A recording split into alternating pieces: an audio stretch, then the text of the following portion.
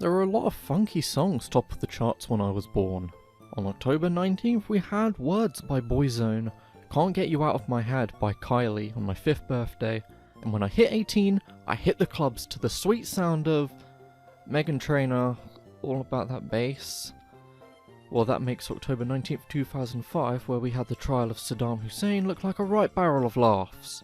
Hello everyone, my name is Super123 and today I'm seeing how quickly can I beat Pokemon Emerald with only a Salamence. Last year for my 25th birthday, I used Pokemon number 25 in the Pokédex.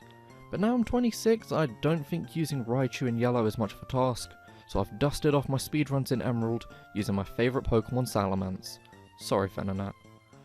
It's a really decent mixed attacker with a pretty good move pool, but with slightly higher attack than special attack, we might have to go through that route, despite dragon moves being special based in Gen 3. The standard solo running rules are on screen and in the description, and how quickly do you think I can beat the Elite Four? What level do you think I'll be at? Leave it in the comment section below, and remember to leave a like if you enjoy the video and the facts I've just listed beforehand, because we like to learn pointless info on the Super123 channel. Remember to hit subscribe if you haven't already, and without further ado, let's get into the challenge. Using the universal Pokemon randomizer we made Salamence our starter. It doesn't matter which starter we replace due to none of them causing dragon types any issues, but if you must know I replaced Torchic so that the rival has Mudkip. We start off with a full moveset which is really nice to see and have a good array of moves on that list as well, so battling the rival will be no worry at all. Moving on to Roxanne, who might actually be a struggle due to her weakness to rock, and our only decent move against her being Bite, since it's special in Gen 3 and her Pokemon have really high defense. But while we're training up for that, let's get to the first of many questions in this special birthday Q&A. Our first question is, what are my opinions on the new games coming out, Scarlet and Violet? Personally, I'm really excited to try out all of the different adventure paths. Being a bit traditional, I'll probably just stick with the gym challenge at first.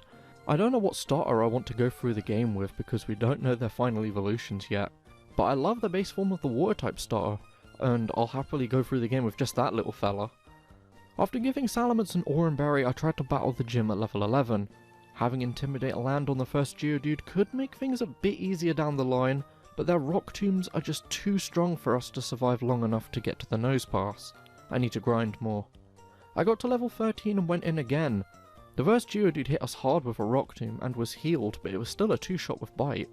And the second Geodude was a 1-shot after we landed a critical hit, leaving us with more health for the nose pass. I think Roxanne was actively trying to throw this battle, but still ended up beating us. Okay, let's try that again. Again, starting off with the Bite strats and flinching the first Geodude, leading to the next one damageless. Her second one gets healed after missing a rock tomb, which we swiftly take care of, meaning we can fight the nose pass one-on-one with full health. It using Harden is useless against Gen 3 Dark moves as she lands a rock tomb taking us just above a half health.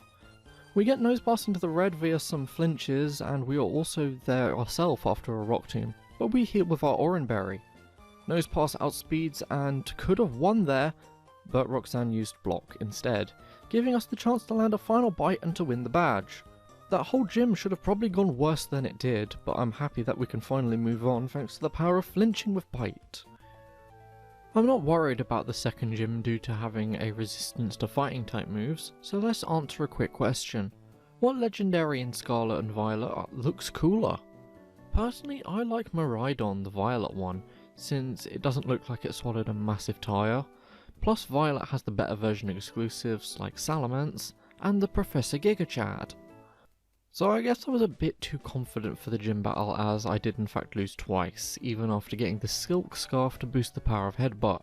But we were so close both times that I just managed to train on the gym trainers that I skipped and went into the next battle at level 15. We flinched with Headbutt versus the Machop, which was so sweet, and then 2-shot the Meditite, which was just as good. And then we flinched the Makuhita twice after it was healed by a berry, and then it was healed with a super potion. But even then, it couldn't help being 2-shot by Headbutt. It's amazing what a little bit of extra EXP can do to a battle. For Watson's gym, we will need to get Ember at level 25. It's a really weak fire type move, but a lot easier than grinding money for coins to get the Flamethrower TM from the game corner. Battling the rival wasn't too much to write home about, so let's answer what is the best Furfrou form? Furfrou is a Pokemon that we haven't seen yet on the channel due to me not playing Gen 5 yet, but it does have different haircut forms.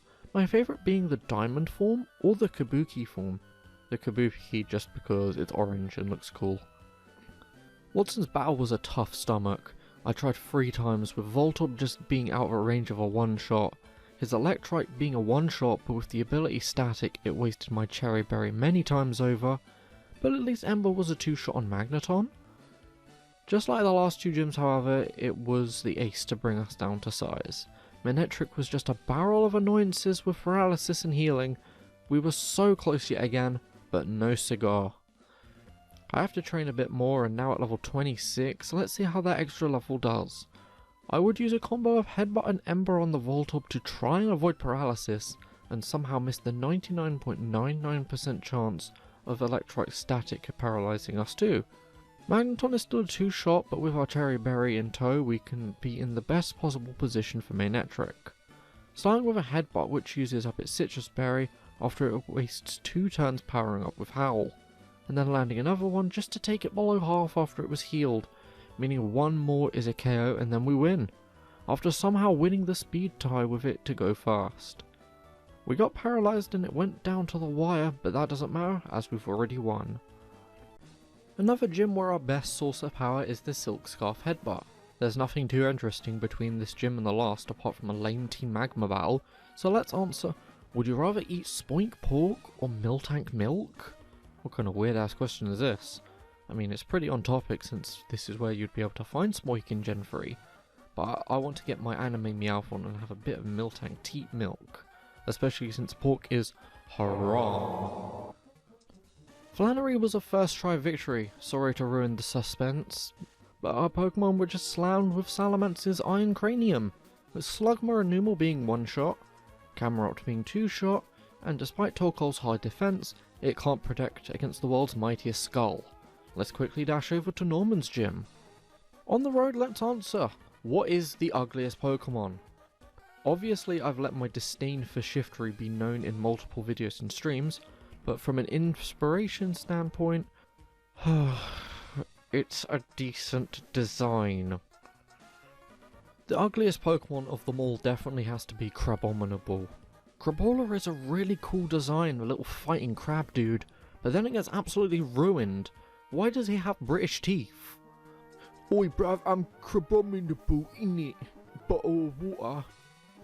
Much like Flannery, I'm not going to bore you with our first try victory versus Norman. Spinder made us hit ourselves via confusion with Teeter Dance, but aside from that, Headbutt is the best move in the world, especially when it flinches opponents like it did with both Vigoroth and Linoon. We flinch the slacking on its attacking turn, so we land Leer when it's loafing. Probably not the best because I could have probably 3-shot it, but after taking a strong facade it doesn't really matter to us, as we pull through with 2 badges in quick succession. On the way to Fortree, I tested out our hidden power typing, being Fighting type, which could be very useful for that dreaded Ice type Elite 4 member. But let's actually get there first. No more quick wins it seems, as we lost first try versus Venonat, her flying types overpowering our own with Altaria doing the most damage early on with Dragon Breath. Let's grind and answer what is the best to worst generation in my opinion. I might need to do one of those extremely creative and not phoning it in for a video tier list videos to explain this further, and leave a comment if you want to see something like that, but the best to the worst is Gen 4, 3, 5, 2, 7, 1, and 6. Any other answer is wrong and I will ban you from the channel and from breathing if you disagree with me. Let's try this battle again, and someone I'm hoping to ban from breathing is Winona's whole team. That's quite morbid. Swablu should be easy enough to get past with Bite and Headbutt, but then Altaria comes out and uses Dragon Dance. We land some headbutts on it to get it into the red, where I was scared it would be Hyper Potioned, but it has an Aurum Berry which takes it out of that range, giving us a chance to knock it out, which we graciously take. Next up is Tropius after we learn Dragon Breath, since we really need a Dragon type move on our Dragon type. A crit Ember takes it into the red and it gets healed, what a surprise, so we just light it with another. Hellebore likes to annoy us with Protect, but it's 2 headbutts from Purgatory, and Skarmory takes us down low with a critical hit of its own, but we land 2 Embers to get the Feather Badge, proving that our Flying Dragon is the superior one. Tate and Liza are always tough, but with them having rock types and our only good move against them being a 60 base power bite, it's gonna be a really tough one. Our best move would be Crunch, but we don't get that until level 61, which is quite a ways away. I wanted to boost Salamence's stats a bit with vitamins, meaning I had to beat a rival in front of the Lily Cove department store, and in hindsight, I should have used Calcium to raise special attack rather than boosting physical attacks, just for this gym alone, but it is a one-off gym and we'll be using physical attacks a lot more often. I tried the gym battle with my Misting Wingull, which doesn't attack, and we were absolutely decimated. Like, we got destroyed. I need more descriptive words for destroyed because of how bad this was. I even went to get the black glasses, but even that did nothing. My eyes, the goggles do nothing. So what I did was explore the seas for grinding and also open up Pacific Log Town for later on. But here is a question that wasn't asked but I think you'll enjoy. What is my favourite Pokemon? Yeah, my favourite is Salamence because I'm a big fat Gen 3 baby. My mascot may be Venonat, but I do like Venomoth a lot more than it. But another Pokemon YouTuber has already claimed that as a mascot, even though I started my channel before them. Really? Say, congratulations, you played yourself. Maybe it's some random subscriber goal like 2000 or something. I'll do a top 10 list if you're all interested. But for now, let's use a few rare candies to get us up to level 55 and take on the gym. Even at this level, it was tough. I'd start off by targeting the Claydol because I know that I can hit the Xatu for some good damage with Headbutt. But if Claydol sets up Calm Mind, our bite won't do very much at all. And it will do even less if it manages to get the Omni boost from Ancient Power because, of course it will. It won't stop it being knocked out however, as next comes in Lunatone. Xatu sets up Sunny Day. Xatu sets up Sunny Day with the moon coming out, so they're not as in sync as they say they are. I continue to target the Lunatone as Xatu keeps getting greedy with Calm Mind boosts. Luckily a Citrus Berry helps us take out Lunatone easier because it isn't properly healed, and in comes Solrock. This is as far as I've gotten, so let's hope the Xatu doesn't actually attack, which it luckily doesn't, allowing us to land a strong headbutt on it as those boosts were scaring me. Solrock is doing nothing to us, so I can just land one bite on it after Xatu's taken out, and lead to that very anticlimactic win, to what has been a plague on my run so far. That last bit of the battle was really easy. I don't know why it was so easy when the rest of the battle was tough as nails. Let's make things go a lot smoother, as for the next gym I pumped Salamence full of great physical moves like Return and Earthquake, and while the best cutscene players, I will say why I love Gen 3 so much, and it was my proper introduction to Pokemon along with Fire Red and Leaf Green, so I have a lot of fond memories with the games themselves. Also with Emerald, the innovation that it brought to further on the series with the likes of the Battle Frontier and Gym Leader rematches are all really extremely cool parts, and I really like that expanded post-game experience. But my favourite post-game will still have to be Platinum due to the sheer size of that. Emerald is a close second along with Heart Gold, Soul Silver third. So with Once Gym Battle, it was a piece of cake. Everything was one shot with the power of friendship, aka Return. Except for Kingdra, which was two shot. That Kingdra and even the Celio could have been bad news, but we're just too strong and we can immediately go and fight the Elite Four. Let's do this.